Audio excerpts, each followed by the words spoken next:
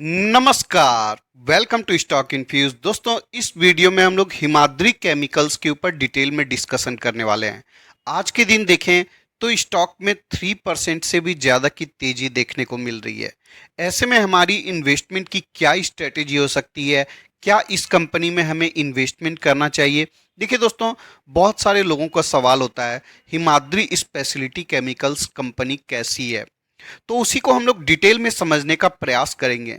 किसी भी कंपनी में इन्वेस्टमेंट का डिसीजन लेने से पहले हमें कंपनी के बारे में बेसिक आइडिया जरूर होनी चाहिए। अगर कंपनी को देखें तो नंबर 1 प्लेयर है कोल पीच के मामले में, बहुत अच्छी बात है। नेफ्टेलिन के मामले में भी देखें तो इंडिया की लार्जेस्ट प्लेयर है, सारी बातें अच्छी है। अगर कंपनी के प्रोडक्ट पोर्टफोलियो को देखेंगे तो कंपनी का जो ज़्यादातर रेवेन्यू आता है 99% वो कार्बन मटेरियल एंड केमिकल से आता है और पावर से 1% आता है। ज्योग्राफिकल स्प्लिट देखें, 86% रेवेन्यू इंडिया से आता है और एक्सपोर्ट से भी कंपनी 14% रेवेन्यू जनरेट करती है। कंपनी के पास 7 मैन्युफैक्चरिंग फैसिलिटी अवेलेबल है, जिसमें कि 4 मैन्युफैक्चरिंग फैसिलिटी सिर्फ वेस्ट बंगाल में है। कंपनी जिन केमिकल्स का मैन्युफैक्चरिंग करती है उसका इस्तेमाल होता है पेंट इंडस्ट्री में, प्लास्टिक एंड फाइबर में, एंटी कोरेसिव मटेरियल बनाने में होता है, डिफेंस में होता है, एल्युमिनियम इंफ्रास्ट्रक्चर में होता है, रबर इंडस्ट्रीज में होता है, पावर सेक्टर में होता है। तो बहुत सारे सेक्टर में कंपनी के प्रोडक्ट्स का इस्तेमाल होता है। यहाँ तक हमें सारी बातें अच्छी अच्छी देखने को मिल रही है। अगर कंपनी के क्लाइंट लिस्ट को देखने जाएंगे तो बड़े बड़े क्लाइंट आपको देखने को मिलेंगे, जिसमें वेदांता है, एमआरएफ टायर है, अपोलो टायर है, पीडीलाइट है, हिंडाल्को है, Cooper standard, Birla tyres, CEAT, Goodyear. तो टायर की मेजर कंपनी आपको इस कंपनी के क्लाइंट लिस्ट में देखने को मिल जाएगी। कंपनी आगे कैपेक्स भी करने वाली है, सारी बातें अच्छी नजर आ रही है अगर यहां तक हम लोग देखें तो। लेकिन अगर फाइनेंशियल्स को देखने जाएंगे तो फाइनेंशियल्स भी कंपनी का आपको ठीक ठाक नजर आएगा। 4200 करोड़ का मार्केट कैप है, प्राइस टू अर्निंग रेशियो 24.6 का है, रीजनेबल माना जा सकता है। डिविडेंड यील्ड 0.20% का है। चलिए, डिविडेंड से तो हमें ज़्यादा मतलब नहीं होता है, एक ग्रोथ कंपनी में वैसे भी बहुत कम डिविडेंड मिलता है। लेकिन आरओसी को देखिए, बहुत कम है, मात्र 4.57 का है। आरओसी क्या होता है? Return on capital employed. मतलब कंपनी जितना पैसा बिजनेस में इन्वेस्ट कर रही है उससे कितना रिटर्न जनरेट कर पा रही है, मात्र 4.57% है। अब दोस्तों, अगर कंपनी बिजनेस ना करे, सिर्फ पैसे को इन्वेस्ट कर दे एफडी में, फिर भी इससे ज़्यादा रिटर्न मिल जाएगा। इसलिए किसी भी कंपनी का आरओसी कम से कम 10-12% तो होना चाहिए, कम से कम 12% होता है तो अच्छा माना जाता है। रिटर्न ऑन इक्विटी भी काफ़ी कम है। फेस वैल्यू देखें तो 1 रुपीज का है।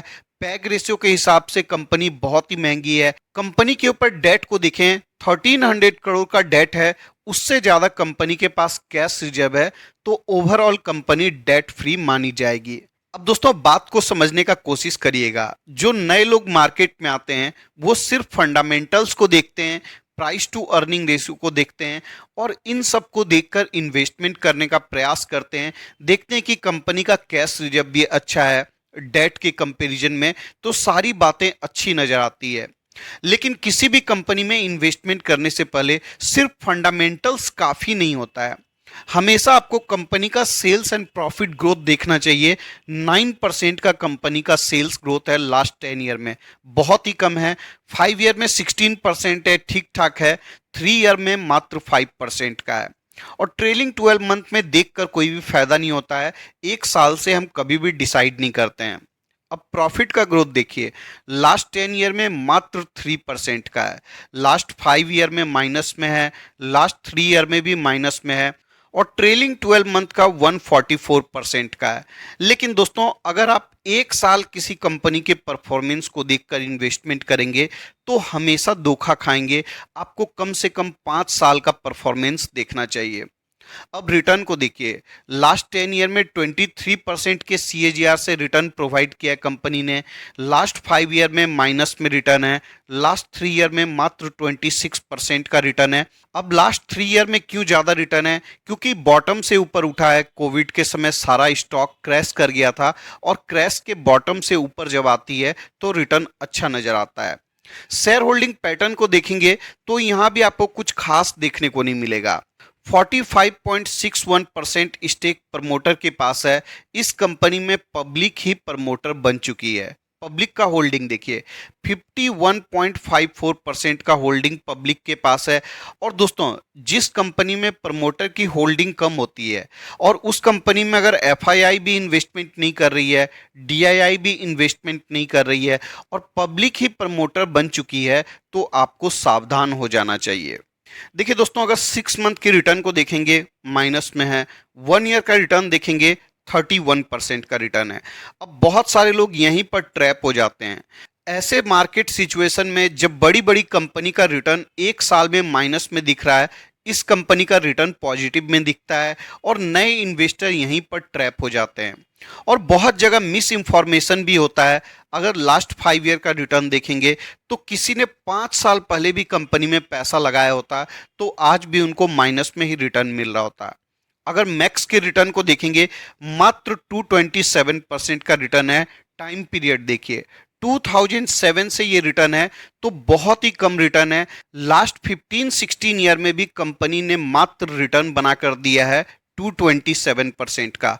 अगर आप FD में भी पैसा रख देते तो इससे ज़्यादा रिटर्न बन जाता। अब देखिए दोस्तों, कंपनी का हाई कब लगा था? 2018 में कंपनी ने अपना ऑल टाइम हाई बनाया था और जब बुल रन आया था 2020 के बाद, तब भी मार्केट ने अपने ऑल टाइम हाई को ब्रेक नहीं किया था। अब जब बुल मार्केट में भी कंपनी अपने ऑल टाइम हाई को ब्रेक नहीं कर पाती है, तो आप समझिए कंपनी का रिटर्न कैसा हो सकता है। तो इस कंपनी में आपको डेफिनेटली इन्वेस्टमेंट करने से बचना चाहिए। केमिकल सेक्टर में बहुत सारी अच्छी कंपनी है जहां पर आप इन्वेस्टमेंट कर सकते हैं। बहुत सारे लोग टारगेट वगैरह सर्च करते हैं, तो ये एक छोटी कंपनी है और इसको बहुत सारे लोग कवर भी नहीं करते हैं। लास्ट जो टारगेट प्राइस आया था वो FI20 के आसपास आया था, तो अभी के समय कुछ भी टारगेट नहीं है। अगर टारगेट होता भी तब भी इस कंपनी में आपको इन्वेस्टमेंट नहीं करनी चाहिए, क्योंकि कंपनी इन्वेस्टमेंट के लिए बिल्कुल भी अच्छी नहीं है। इस वीडियो के डिस्कशन के लिए इतना ही रखते हैं। अगर आपको वीडियो पसंद आया होगा, वीडियो को लाइक कर दीजिएगा। रेगुलर अपडेट्स के लिए चैनल को सब्सक्राइब कर सकते हैं। मिलते हैं किसी और वीडियो में किसी और इंफॉर्मेशन के साथ। तब तक के लिए धन्यवाद।